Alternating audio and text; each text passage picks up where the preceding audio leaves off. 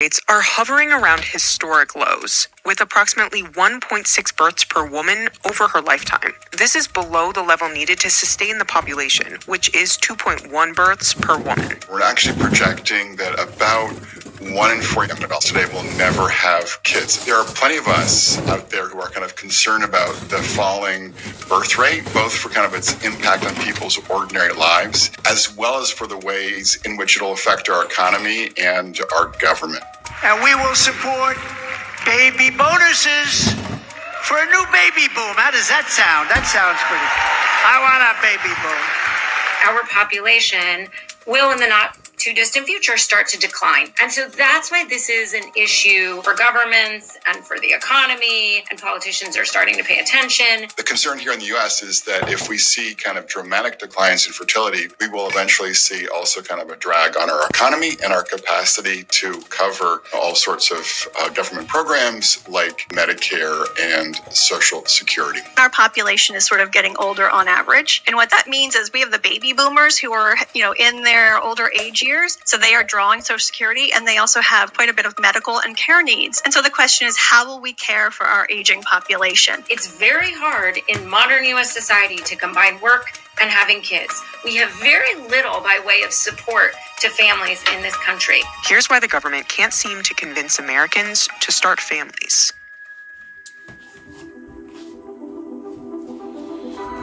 When birth rates fall, it affects the entire economy. One of the big drivers of economic growth is just having more people in your society, more consumers, more workers, more taxpayers. In East Asia and countries like Japan, for instance, that have seen below replacement fertility for a long while and are now actually just shrinking demographically. Both in terms of the Japanese economy, there's been stagnation, but also in terms of the Japanese government having greater difficulty kind of paying the tab for the challenges they face in terms of particularly supporting an older population that is relying to an important degree on the Japanese government. With the worker to retiree ratio shrinking, Social Security and similar programs could struggle to remain financially sustainable.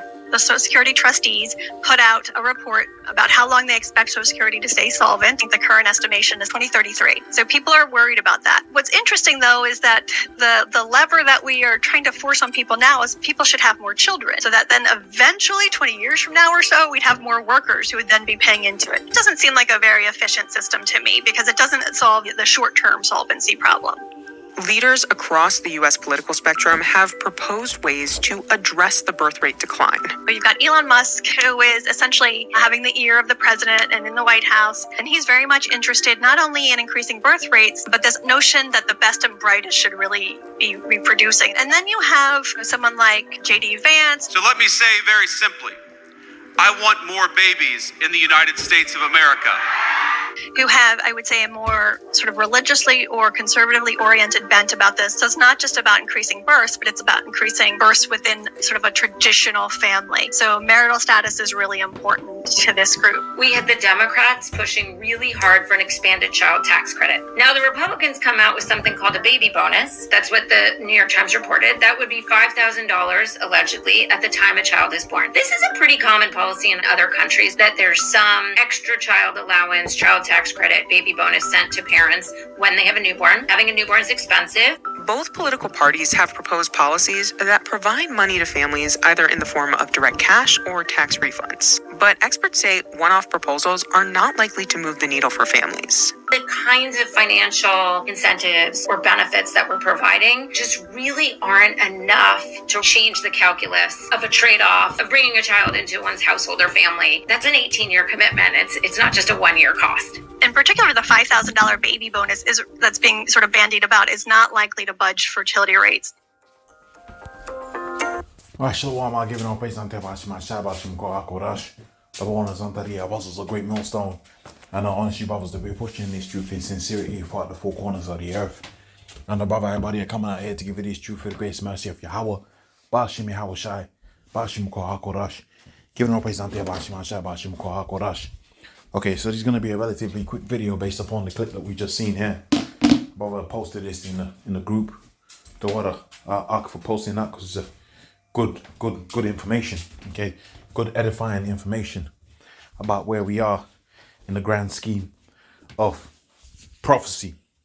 And ultimately, we see that life thrives underneath the rulership of righteousness. Okay, life thrives underneath the rulership of righteousness. And what's the precepts that we can think about that pertain to that particular principle? The scriptures talk about how the wages of sin is death.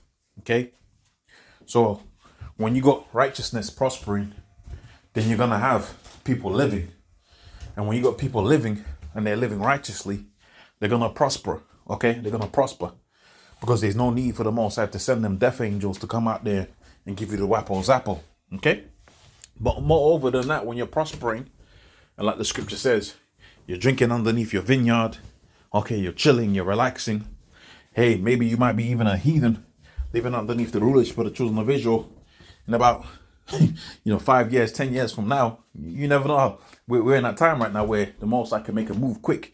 So we're in that breath. Okay, let's say that's you. The reality of the situation is, because of the way the kingdom's gonna be set up underneath Yahweh Shai. Okay, after that 1,000 years of hardcore captivity, after that 1,000 years of hardcore slavery, really you're gonna be able to enjoy the earth underneath the rulership, and this is the important part, underneath the rulership or new lords of the earth, the real lords of the earth, which is the children of Israel.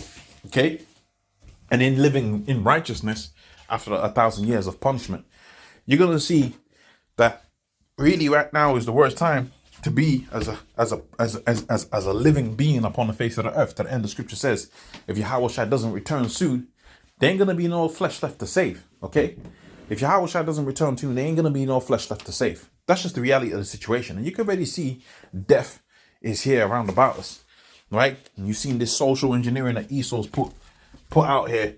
Okay, this social engineering that Esau's put out there, to where you had the feminism. The girls thought that they had all the power. Okay, now you see the result, and this was always the intended result. I'm gonna repeat that again. This was always the intended result. Okay, because ultimately, when you see and you understand the goals of the elite, the goals of the elites was not prosperity, right? The goals of the elites was prosperity for them, but not for you. Okay, the goals of the elites was not you having £5,000 within your pocket. That's chump change to the elites that have trillions in terms of assets and resources. No, the goal of the elites was to, as it says within the book of Habakkuk, the 2nd chapter, to heap unto themselves all people and all resources and all money and all lands, all of that. To the end, the scripture is going to be fulfilled. To the end, it's going to be fulfilled what they said. This is what their dream is, right? You shall own nothing and be happy with it. And that goes for your children too. Because when you really understand how family and how business works, especially within the ancient world, your business was your family. Okay?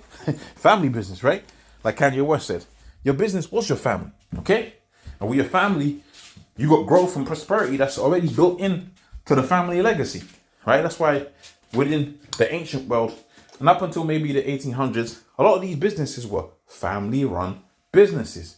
And through social engineering, Esau was able to manipulate Eve and then manipulate the rest of the women within the earth to believe the lie that you could have it all. Okay? That's really the problem between so-called man and woman, right? Man has to compromise, but woman wants to have it all, right? And this is the Gardenian Pact, where you have been taught, and right, and you've been led to believe that you can have it all. And lo and behold, the result is what? Men are going their own way, okay? The men are going their own way, and now you have what they call a single mother with a whole bunch of kids, right? That's if you're good looking or whatever. Tyrone's gonna come smash. Okay, Brad's gonna come and smash. Maybe have kids with you, but he's gonna leave, right? Because you ain't got the right materials to make a wife. But what you're seeing right now is you got a lot more of that and no mothers.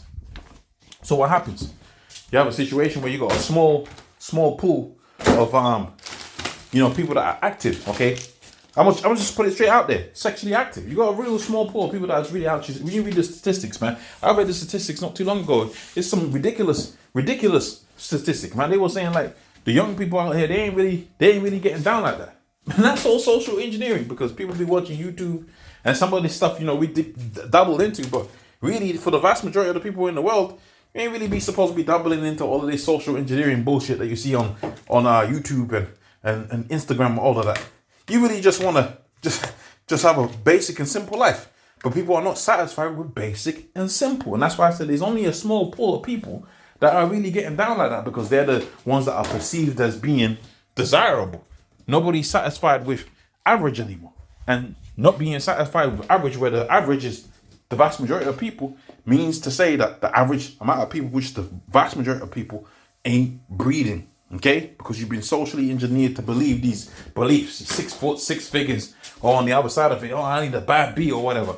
Now you're just out there through, okay? Watching some damn popcorn on the internet, right? Trying to get off, not realizing you've been engineered to believe those particular beliefs. And now you're living a life of a childlessness, which is really like, that's true, man. Okay, that's a true way of living. I mean, having children was such a big deal within Israel. Correct me on the comment board if I'm wrong about this, because this is a quotation I heard from a video. Can't remember where I heard it from. But pretty much, it was such a big deal within Israel that if a woman got in between a fight between another man and another man, right, her husband and another man, and she kicked the other man's nuts or whatever, she had a very severe punishment of that. That's how big of a deal having children was within the ancient world. That was a big deal. And now we're living in the dystopia of the Edomite, and it's like, nah, it's all right, man. It's cool, man. You don't have to have kids because he wants to depopulate the earth. That's all part of the agenda of the elites, man. Anyways, man, you've been socially engineered. But Yahushua is going to come and put everything correct when he comes back. With that, I'm going to say, Apostles of Great Millstone. Honestly, brothers, the people pushing this truth in sincerity. I'll see you on the next one. Shalom.